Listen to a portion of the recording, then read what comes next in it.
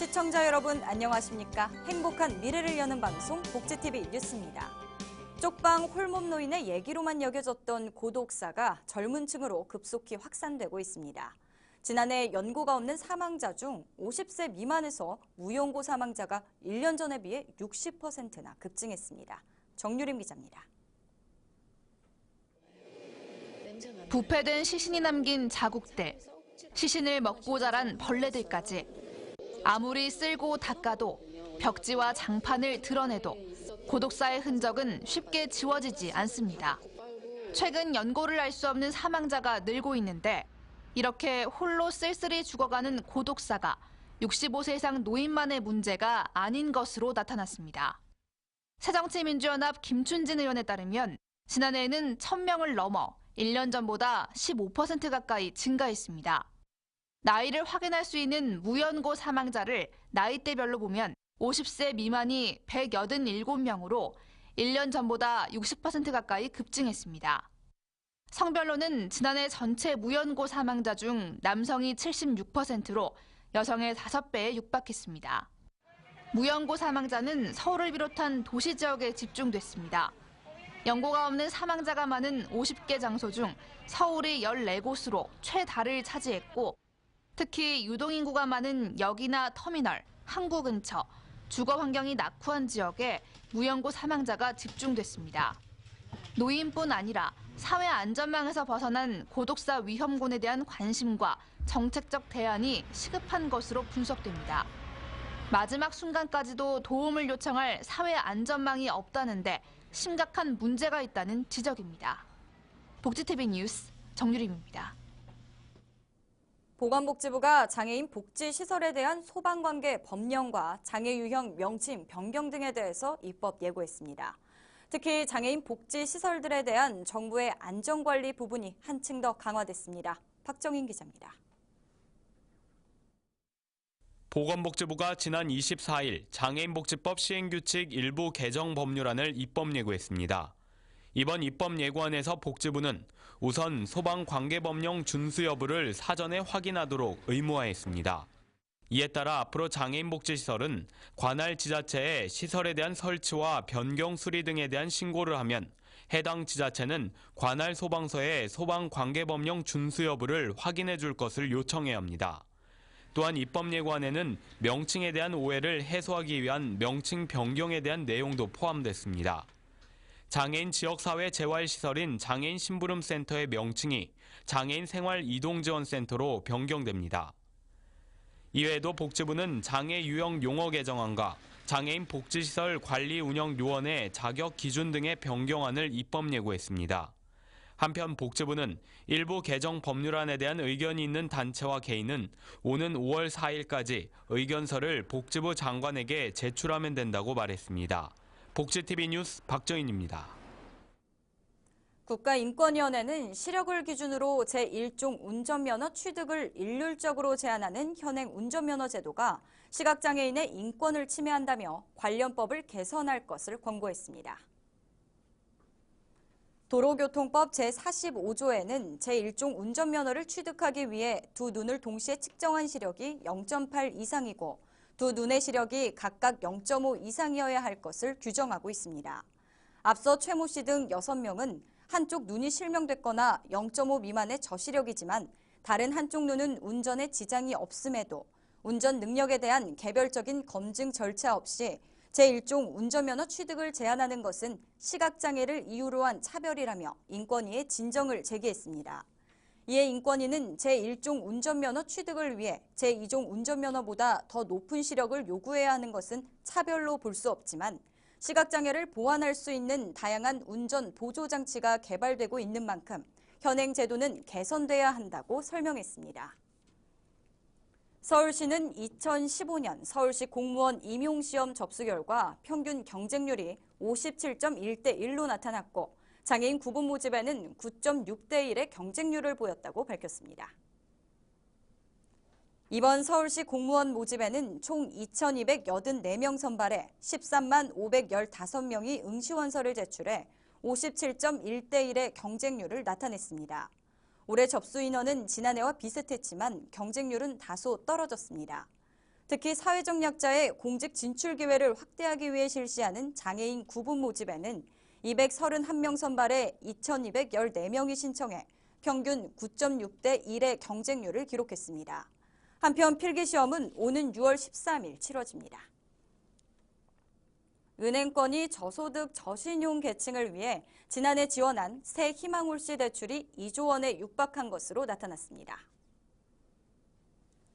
금융감독원에 따르면 은행권은 지난해 18만 130명에게 1조 9,559억 원의 새 희망홀씨 대출을 했는데 이는 연간 목표액인 1조 8,200억 원을 초과 달성한 액수입니다.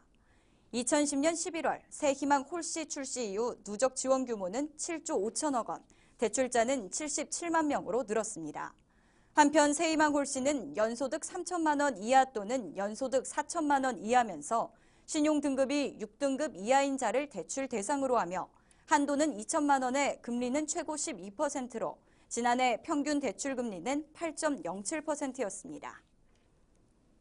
국민건강보험공단은 지난해 총 4만 5천 건의 건강보험증 대여 및 도용을 통한 부당 수급 사례를 적발했다고 밝혔습니다.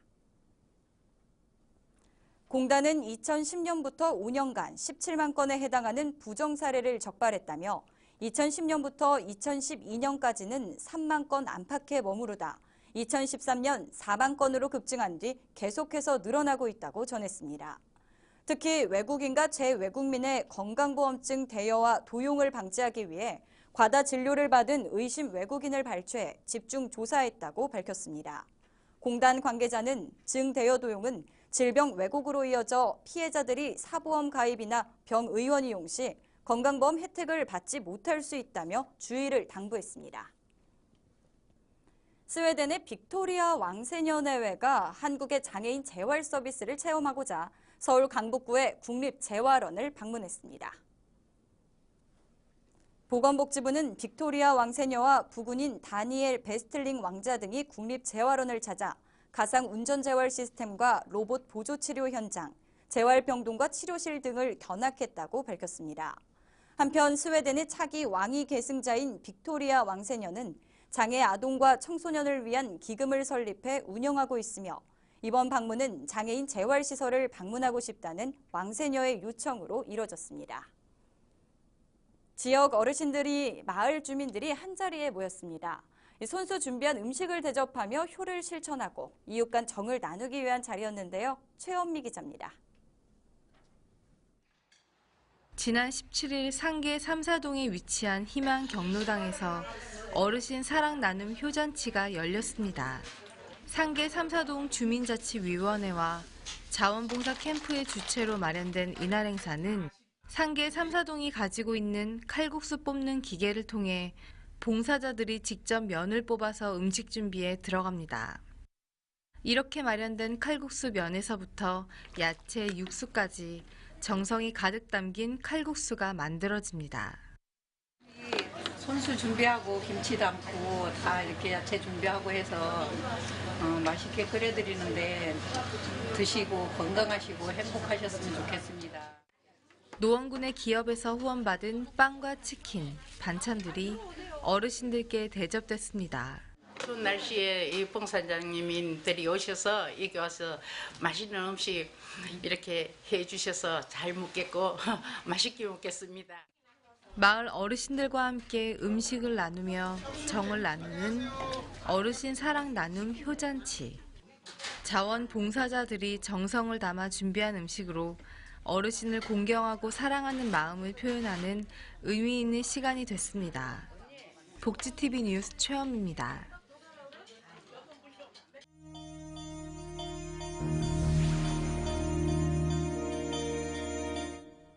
이어서 간추린 뉴스를 전해드립니다.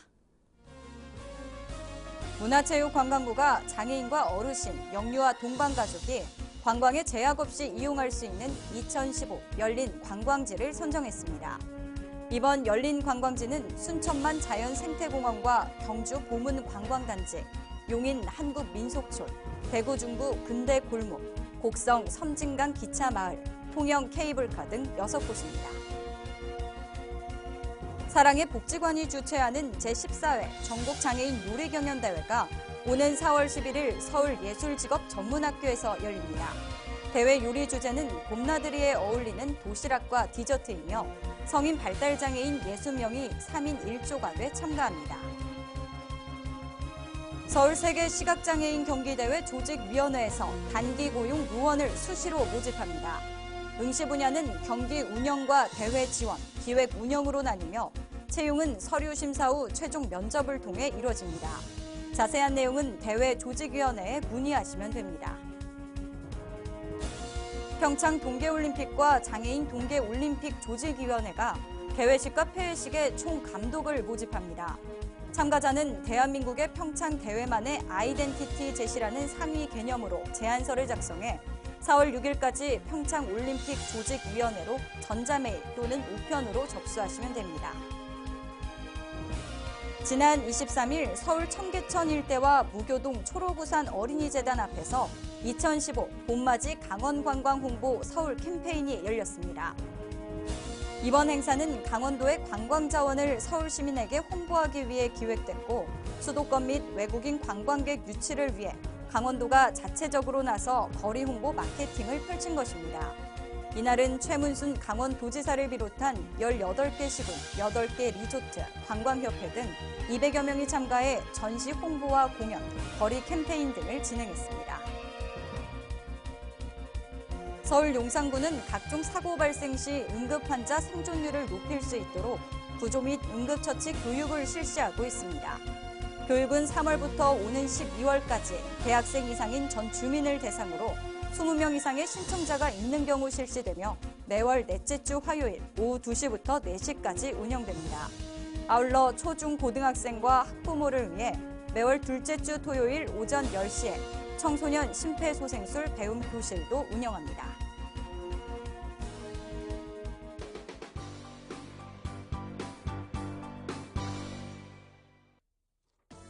미리 보는 장애인 신문입니다. 먼저 첫 번째로 안성 지적장애 여성 성폭행 사건 2차 공판에 대한 기사입니다. 지난해 8월 세상에 알려진 경기도 안성시 지적장애 여고생 성폭행 사건에 대한 2차 공판이 지난 18일 수원지법 평택지원에서 열렸습니다. 2차 공판에서 피고인 A씨는 지적장애가 있었지만 사건 발생 당시 장애인 등록이 이루어지지 않았다는 이유로 피고인들이 장애인인 것을 몰랐다며 혐의를 부인했다고 합니다. 또한 다음 달 열릴 3차 공판에 앞서 피고 측이 장애 등급 판정과 심사를 믿지 못한다는 이유로 재판부에 센터 활동가를 증인으로 요청했다고 합니다. 이에 따라 다음 공판에서는 성폭행 피해자의 장애 여부와 장애인인 것을 알고 범행을 저질렀는지가 쟁점이 될 것이라는 내용입니다. 한편 피해자 측과 장애계는 버스 회사의 관리 감독 지자체인 안성시에 이번 사건과 관련해 안성시장과의 면담을 요청한 상태입니다. 두 번째 기사는 국가인권위원회 건물에서 탈동성애 운동에 앞장서온 단체가 회의를 열어 논란이 일고 있다는 기사입니다. 지난 19일 인권시민단체의 공개 토론과 학술 세미나가 주로 열리는 공간에서 탈동성애 인권 포럼이 동성애자 회복이 곧 인권이라는 제목의 세미나를 개최했습니다. 이와 관련해 인권위는 성소수자에 대한 의견은 현재 사회적 논란이 많은 부분이라며 이에 대해 인권과 반인권을 정확히 구분해 대관 신청을 거부하기에는 어려움이 있다며 행사의 실체적인 내용에 있어서는 신청 요건만 갖추면 자체적으로 관여하지 않는다고 해명했습니다. 마지막 기사는 서울시가 운영하는 서울 지도를 통해 장애인 편의시설 등 다양한 정보들을 찾을 수 있도록 개편했다는 기사입니다. 서울 지도는 민간 지도 서비스에서 제공하지 않는 복지와 여성, 장애인 등 맞춤 정보들을 제공하고 있습니다. 이에 따라 개편된 지도에서는 장애인 편의시설과 화장실 위치 등 민간 포털의 지도에서 제공하지 않는 다양한 서비스를 제공한다는 기사입니다. 지금까지 미리 보는 장애인 신문이었습니다. 이야기가 있는 시간 오늘의 영상 함께 보시죠.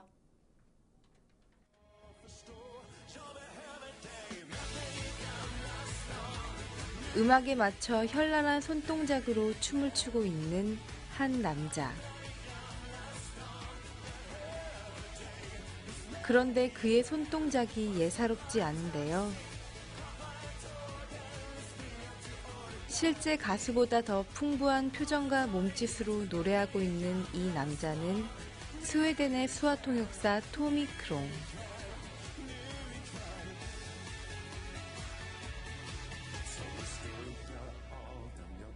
그의 들리지 않는 노래에 많은 사람들이 감동하고 박수를 보냈습니다. 보통 노래를 부른다고 하면 목소리로 부르는 노래를 생각하곤 하죠. 하지만 청각장애인은 손짓을 통한 수화로 노래를 부릅니다. 그 사실을 다시 한번 일깨워준 토미 크롱. 장애에 대한 세상의 편견에 맞선 그의 도전이 그래서 더욱 아름답습니다. 행복한 미래를 여는 방송 복지TV 뉴스를 마칩니다. 시청해주신 여러분 고맙습니다.